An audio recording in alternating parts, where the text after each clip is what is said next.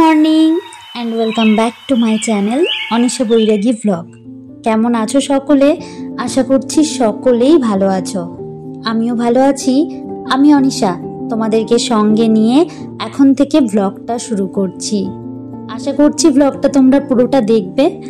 আজকের বারটা হচ্ছে বুধবার আর এখন সময় হচ্ছে 7:30। বাসি সমস্ত কাজ সেরে ঠাকুর পুজোর জোগাড়টা করে নিয়েছি। মানে ঠাকুর পুজোর যে বাসনটা ছিল সেটি আগে ধুয়ে নিয়েছি। অনেকটা তাড়াতাড়ি কাজগুলো সেরে আমি পুজো দিতে এসেছি। এর মাঝে দোকানে লোক এসছে, যেহেতু দোকানে এই টাইমটায় কেউ ছিল না। এই টাইমটায় যখন আমি দোকানে পুজো দিই কেউ মূলত থাকে না, তাতে আমার না অনেকটা বেশ খানিকটা অসুবিধা হয়। বারবার পুজো দিতে গিয়ে যখন উঠতে হয় না তখন কিন্তু অসুবিধা হয়। তবে হ্যাঁ, আমি উঠি না যখন আমি পুজোর জোগাড় করি তখন উঠি। যখন আমি পুজো ধূপ দ্বীপ জ্বালিয়ে আমি বসি তখন আর উঠি না। তখন আমি বলি একটু বসো, আমি পুজো দিচ্ছি। তো সেই মতন যাই হোক, আমি গোছাতে এসছিলেন একজন, ওনাকে দিয়ে নিলাম। তো তারপর আমি এদিকে পুজো দিয়ে নিচ্ছি। আমি রাধা মাধবের চিত্রপট মুছে পরিষ্কার করে তুলসী পাতা অর্পণ করে ফুল চন্দন সমস্ত কিছু দিয়ে ভোলানাথকে স্নান করিয়ে তার আসনে বসিয়ে আমি এখানে প্রসাদ দিয়ে দিয়েছি। প্রসাদে আজও নকুলদানা দিয়েছিলাম। তারপর পুজোটা সারছি। আমার বেশ খানিকটা সময় লেগে যায় পুজো দিতে আসলে, বুঝি না কেন। যত তাড়াতাড়ি করি না কেন অনেকটা লেট হয়ে যায়। অনেকে বলে যে জিজ্ঞাসা করে এত টাইম কেন লাগে। তো যাই হোক, আমার তার কোনো উত্তর নেই, কেন লাগে আমি নিজেও বুঝি না। আমি কিন্তু বসে থাকি না, কিছু না কিছু টুকটুক করে করতে থাকি ঠাকুরের কাছে, তারপরেও যেন লেট হয়ে যায়। যেদিন ভাবি তাড়াতাড়ি করবো সেদিন যেন আরও লেট হয়ে যায়। এদিকে আমি দোকানে প্রত্যেক দিন ধূপ প্রদীপটা দেখাই, তো সেটাও তোমাদের দেখালাম আজ অনেক দিন পর। সামনের দিকটা আরতি করে নিয়ে এদিকে তুলসী গাছে জল দিয়ে নিয়েছি। তারপর ধূপ দ্বীপ দেখিয়ে আমার সেই পাখিগুলিকে খেতে দিচ্ছি। ওরা এসছে, আজ সকালে আর খেতে দেওয়া হয়নি। বাবানের দাদু খেতে দেয়, মানে বাপি খেতে দেন, তবে আজ উনি বললেন আমি দিতে পারিনি, তুমি দিয়ে দিও। তো সেই মতন তোমাদের সঙ্গেও একটু শেয়ার করলাম। দেখো আমি খাবার দিয়েছি, আর এই শালিক পাখিগুলো বরাবরই ওদের জোর খাটায়। সব সময় দেখি ওরা জোর খাটাতে থাকে, যারাই আসুক না কেন তাদেরকে তাড়িয়ে দেয় আর কি। এদিকে আমি যে মেথি ভেজানো জলটা খাই, মেথি মৌরি আর জিরে যেটা, সেই জলটা একটু উষ্ণ গরম করে নিয়েছি, সেটি নিয়ে নিলাম। আর সঙ্গে নিয়েছিলাম রাত্রে ভিজিয়ে রাখা কাঁচা ছোলা। বাবানের পাপাও এটি খায় আর আমিও নিয়েছিলাম। তারপর এখানে 2টো ডিম পোচ করে নিচ্ছি সকালের ব্রেকফাস্টটা করার জন্য। প্রায় দিন মূলত এখন আর আগের মতন ব্রেকফাস্ট করা হয় না, তাই একটু উইক লাগছে। ব্রেকফাস্ট কেন, আমি আগের দিন একটা ভিডিওতে হয়তো বলেছি যে আমার রেগুলারিটি যে খাবার দাবারের শিডিউলটা সেটা আর মেনটেন নেই, তাই এখন থেকে শিডিউল মেনটেন করছি আবারও, আর সেটাও তোমাদের সঙ্গে শেয়ার করছি। এই লবণদানিটা কিনেছিলাম, তো আমার যেহেতু বিট লবণটা খুব প্রয়োজন পড়ে তাই আমি বিট লবণটা ওর মধ্যে রাখলাম। আর এখানে এই যে চা নিয়ে নিয়েছি, ছোলা আর ডিম টোস্ট 2টো, ব্রেডের উপর 2টো অমলেট দিয়ে দিয়েছিলাম। আর এই যে দেখিয়েছিলাম অ্যাপেল শেপের একটা কাচের বাটি, এটি মূলত আমি বাবানকে ডিম সিদ্ধ খাওয়াবো বলেই কিনেছিলাম ভাবনা চিন্তা করে। তো ডিম সিদ্ধটা নিয়ে ওকেও খাইয়ে নিয়েছি। তারপর যে সমস্ত বাসন আমার জমেছিল বেসিনে, সেই সমস্ত বাসন এখন ধুয়ে নিচ্ছি। সকালের দিকটা কিন্তু চা খাওয়ার পর বা ব্রেকফাস্ট করার পরও কিন্তু বেশ খানিকটা বাসন জমতে থাকে। সারা দিনের কাজবাজ তো আমাদের এই বাসনপত্র নিয়েই, রান্নাঘরের বাসনপত্র, ওই যে ছোটবেলায় যে রান্নাবাটি খেলতাম, এখন সত্যিকারের বাসনপত্র দিয়ে রান্নাবাটি খেলতে হয়।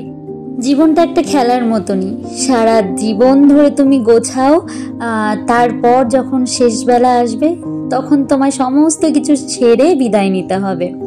এটা প্রকৃতির নিয়ম।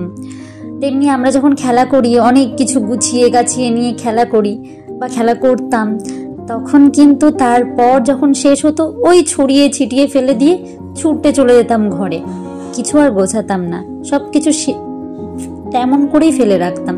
ঠিক তেমনি যখন আমাদের যাওয়ার পালা আসবে, আমরা সমস্ত জিনিস এমনিভাবেই ছেড়ে চলে যাব। যাই হোক, এখন যাওয়ার ইচ্ছে নেই, এখন ছেলে অনেক ছোট, অনেক বড় বড় কথা বলে ফেললাম হয়তো, তবে মনে আসলো তাই বললাম। আমি এদিকে রান্নাও বসিয়ে দিয়েছি কথা বলতে বলতে। কড়াইতে তেল দিয়ে 5 ফোড়ন দিয়ে একটু পেঁপে আলুর তরকারি করছি। পেঁপে আলুর তরকারি আর সঙ্গে ভাতটাও বসিয়েছি চাল ধুয়ে, তাহলে ভাতটা হয়ে গেলে পেঁপে আলুর তরকারি দিয়ে খেতে পারবে। যদিও বা সকালবেলা হেভি খাবার হয়েছে, সবারই খাওয়া হয়েছে, শুধু আমি খাইনি, ব্রেকফাস্ট সকলেই খেয়েছে, সকলের জন্যই করা হয়েছিল। তো মানে সেই কারণে আর কি সবাই বললো যে একটু পরে খাবে ভাত, তো আমি তবুও করে রাখলাম যদি কারোর খিদে পেয়ে যায়। যেহেতু বাড়িতে আমি, বাবানের দাদু, বাবানের পাপা আর বাবানি আছি, বাবানের ঠাম্মি নেই, যদিও বাবা আপির জন্য আমি করে রাখলাম আগে থেকেই। এখানে আমি লাউ কেটে নিলাম। আমি লাউ চিংড়ি কোনোদিনও করিনি, বাপি লাউ চিংড়ি খেতে চেয়েছিল, আমি বাবানের পাপাকে বলেছিলাম লাউ নিয়ে এসো আর একটু চিংড়ি এনো, তো ও চিংড়ি এনেছে একদম বড় বড় চিংড়ি, আর আমি কোনোদিনও লাউ চিংড়ি বানাইনি, তাই বুঝতে পারছিলাম না কেমন করে কাটবো। যেমনিটা পারলাম ঠিক তেমনি করে আমি লাউটা কাটলাম। তারপর এদিকে গোটা গরম মশলা, একটু কাঁচা লঙ্কা আর জিরে ফোড়ন দিয়ে আমি লাউটা দিয়েছিলাম। তারপর পেস্ট করে রাখা আদা, শুধু আদা বাটা, আর সঙ্গে দিয়েছিলাম ভেজে রাখা আলু ও চিংড়ি। এদিকে আমার পেঁপে আলুর তরকারিটা হয়ে গেছে, সেটাই নামিয়ে নিচ্ছি। আর এদিকে আমার লাউ চিংড়িটাও কমপ্লিট। শেষে আমি একটু ধনেপাতা দিলাম, ধনেপাতা কুচি দিয়ে ভালো করে নাড়িয়ে চাড়িয়ে নিয়ে এবার নামিয়ে নেব। খুব ভয়ে ভয়ে রান্নাটা করেছি, জানি না খেতে কেমন হবে। আমি যেহেতু কোনোদিনও করিনি, যে জিনিসটা আমি প্রথম করি একটু ভয় ভয় থাকে। ভয় বলতে কি, মানে একটু এক্সাইটমেন্ট বা একটু আতঙ্ক, যে যদি ভালো না হয়, যদি খাওয়া না যায়, এতটা জিনিস নষ্ট হবে, এই বিষয়টা নিয়ে ভাবনা চিন্তা থাকে। হ্যাঁ, অবশ্যই নিজের ওপর আমার একটা বিশ্বাস আছে যে আমি পারবো, যদি চেষ্টা করি আমি পারবো। আমরা কোনো কাজই শিখে আসি না, আমরা সমস্তটাই আমাদের এই ধরাধাম বা এই পৃথিবীতে এসে শিখতে হয়। যাই হোক, আমি এদিকে মাছের ঝোলটাও বসিয়ে দিয়েছি। রুই মাছ এনেছিল, রুই মাছ আর আলুটা আগে থেকে ভেজে রেখেছিলাম। আমি যেমনি করে কালো জিরে ফোড়ন দিয়ে আমি মাছটা করি, তেমনি ভাবেই আমি মাছটা করলাম। একটু গরম জল বসিয়ে নিলাম মশলা দিয়ে কষিয়ে, তারপর আমি গরম জলটা দিয়ে দিলাম। এবার কিছুক্ষণ ফুটতে দেব। আর তোমাদের একটা জিনিস দেখাবো, চলো। তোমাদের বলছিলাম না যে সাদা স্থলপদ্মগুলো বেলা পেরোতে পেরোতে পিঙ্ক কালার হয়ে যায়, এই দেখো কি সুন্দর পিঙ্ক কালারে পরিণত হয়েছে। এই দুটো হয়তো দেখতে পাইনি, তাই আর তোলা হয়নি। গাছে যখন পিঙ্ক কালার হয়ে উঠেছে তখন দেখলাম, দেখা যাচ্ছে বেশ 2-3টে ফুল ছিল। তারপর আমি এদিকে মাছের ঝোলটা নামিয়ে নিয়েছি। নামিয়ে এখন এই যে আমার ক্লিনিংয়ের যে কাজগুলো আছে বা পরিষ্কার করার যে কাজগুলো রয়েছে, রান্নাঘর রান্নার পরই তো সমস্ত পরিষ্কার পরিচ্ছন্নর কাজগুলো আরও বেড়ে যায়, তো সেগুলিকে আগে সারছি। বেশ খানিকটা বেলাও হয়ে গেছে, তো সেই মতন তাড়াহুড়ো করে কাজগুলো সারছি। আরও যে সমস্ত কাজ আমার থাকে আমি সেগুলোকে সারবো। শুধু রান্নাবান্না করার তো একটা সংসারের কাজ না, সংসারের প্রচুর কাজ থাকে, আর একটা ভিডিওর মাধ্যমে সমস্ত কাজ দেওয়াও সম্ভব হয় না। আমরা কন্টেন্ট ক্রিয়েটররা বা ব্লগাররা যতদূর পারি চেষ্টা করি অল্প অল্প করে তুলে ধরার। এই যে যেমনি আমি রান্নার পর আর কোনো কিছু তেমনিভাবে শ্যুট করিনি। তারপর আমি একটু শুয়েও ছিলাম, কিছু কাজ ছিল সেগুলিকে সেরে তারপর সন্ধ্যাবেলায় চলে এসেছি। এখন ভাবলাম একটু ডিম টোস্ট করবো, তার জন্য 2টো পাউরুটি আর ডিম আর যা যা প্রয়োজন আর কি সেগুলো নিয়ে আসলাম। আর সঙ্গে বাবানের কর্নফ্লেক্সটা শেষ হয়ে গেছিল, সন্ধ্যাবেলা করে ওকে একটু খাওয়ানোর চেষ্টা করি, সেটিই রিফিল করে নিলাম। আর যে আমি পাউরুটিটা নিয়ে এসেছিলাম ডিম টোস্ট করবো বলে, বাবানের পাপা বললো এখন করতে হবে না, ডিম টোস্ট, রুটি করো। আর সেই কারণে আর ডিম টোস্টটা আমার করা হয়নি। তারপর এদিকে বাবানের কর্নফ্লেক্সটাও আমি ভিজিয়ে নিচ্ছি, ওকে এখন খাওয়াবো। ও ঘুম থেকে উঠলো সবে মাত্র, তো একটু ভিজতে থাকুক, ওকে ও ততক্ষণ অনেকটা ফ্রেশ হবে। ঘুম থেকে ওঠার সঙ্গে সঙ্গেও তো বাচ্চাদেরকে খাওয়ানো যায় না, একটু সময় লাগে, তো সেই মতন ততক্ষণে ভিজে যাবে। এখানে আমি তাল মিষ্টি আর একটা কলা ম্যাশ করে দিলাম, দিয়ে ওটা আমি খানিকক্ষণ ভিজিয়ে রাখলাম দুধে। আর এদিকে বসিয়ে দিচ্ছি চা, আমাদের সন্ধ্যার চা। দুধটা জাল দিয়ে নিয়েছি সন্ধ্যায়, দুধটা রেখে দিলাম। আর এদিকে আমি চায়ে তাল মিষ্টি দিয়ে আজকে চাটা করব। বেশ ভাল লাগে তাল মিষ্টি দিয়ে চাটা খেতে, আর গলাটা একটু খুসখুসও করছে, ওয়েদার চেঞ্জ হচ্ছে তো গলা ব্যথা আমার খুব করে। আমার যতটা না ঠান্ডা লাগার ভয় পাই, তার থেকে বেশি ভয় পাই আমি গলা ব্যথার, কারণ আমার গলা ব্যথা করে প্রচুর। মানে ঠান্ডা ওয়েদার চেঞ্জ হতে না হতে বা একটু ঠান্ডা ঠান্ডা ভাব পড়তে, বৃষ্টি হলে পরে গলা ব্যথা হয় খুব। সে কারণে সবসময় আমি আদা দিয়ে চা খাওয়ার চেষ্টা করি, এদিকে চা বানিয়ে নিয়েছি আমাদের জন্যে, সঙ্গে বাবানের জন্য এই যে বাবানের সন্ধ্যার খাবার যেটা সেটি এখন খাওয়াতে বসেছি।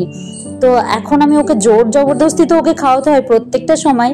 এই টাইমে যখন আমি ওকে খাওয়াচ্ছি বাবানের পাপা এসে বললো তুমি এক জায়গায় যাবে। আমি বললাম কোথায়? বলছে শোনো একজন যেতে বলছে। তো যাই হোক, শুনলাম যে আমরা কৃষ্ণনগর যাবো জগদ্ধাত্রী পুজোর মেলায়।